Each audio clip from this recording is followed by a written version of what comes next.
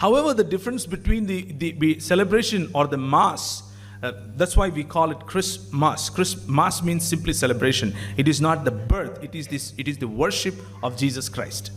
So the calling of a Christian is not to feel proud about his maturity and stay calm, not using the cultural aspects of the human life, but to use them and celebrate every aspect of life. Expression of the redemption of God or redemption of human beings by God is celebration. And that is exactly what God is calling Israel to do when they get into their own nation.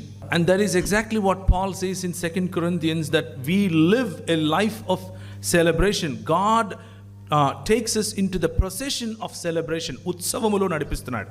So it is important to know that every day of our life is definitely celebration. And it is important for us to know whether we have, we don't have, whether we got married or not, whether we have children or not, whether we are earning well or not. Our life is a life of expression of celebration. However, for all practical purposes, let me remind you this as well, that culture also plays an important role in that celebration. You can just remember, or if you can just recollect, there is no Christian culture on the face of the earth. There is nothing called Christian culture in this world. There is a way that Muslims appear and do their festivals and etc., etc., etc., all across the world in similar, identical way. They wear the same dress. They do the same kind of worship. They do the same kinds of alms or giving alms or cooking and distributing, etc., etc.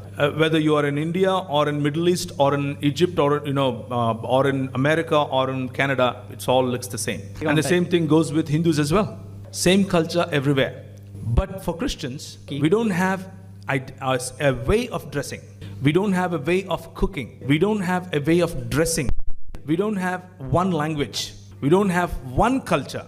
But we are very different depending on the area or the geography of our life. And Jesus brings us together not because that culture that we follow is unique, but He is unique.